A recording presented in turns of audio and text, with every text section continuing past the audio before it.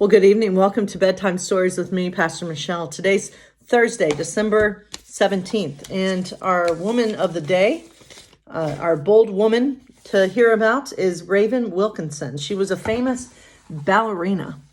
All right, so let's hear about her. Her love for dance began at 5 when her mother took her to a performance by the Ballet Russe de Monte Carlo. 15 years later, she made history by becoming their first full-time African-American dancer.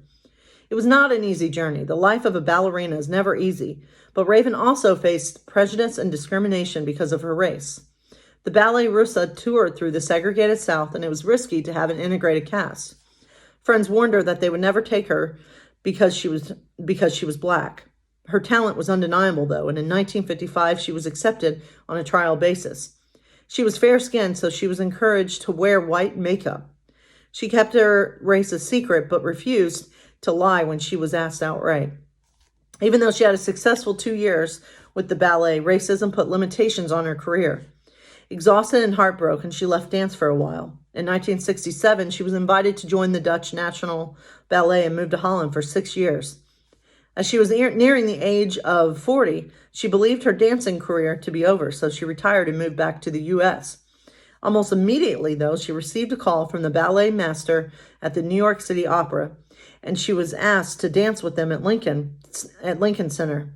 She danced until she was 50 and continued acting in the opera until 2011.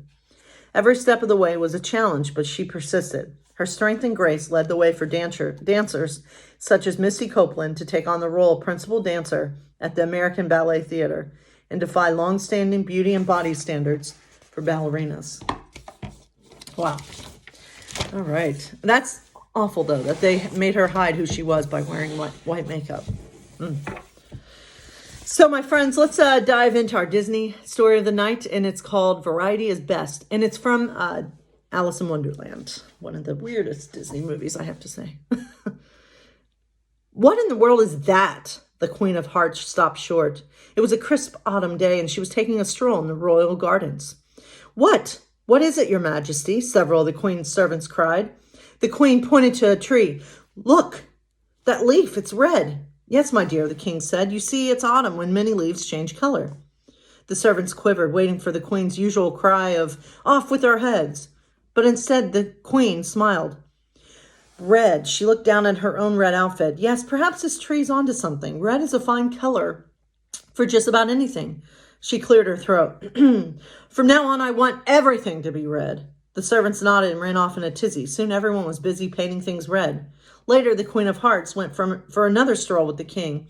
Look, my dear, everything is red, just as you wished. The Queen looked around. The leaves were red. The trunks of the tree were red. The grass was red. Even the castle was red. The Queen frowned. Somehow all the red didn't look quite as wonderful as she expected. Humph, I don't like it. Too much red. She glared at the servants still holding their red paintbrushes. Yellow, I want everything yellow instead. Wait, the Queen shouted. I changed my mind. Green, no more yellow. Green, out came the green paint. No, purple, out came the purple paint.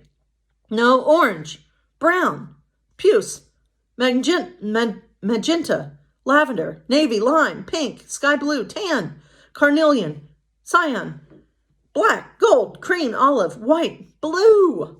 The Queen stopped to catch her breath. She looked around. Now that's more like it, she said to the King. Plenty of variety, just as it should be. The King blinked. He stared at the purple leaves, the yellow tree trunks, and the pink grass. Of course, my dear, just as it should be. Variety is good. So, my friends, God bless you all. Have a good night.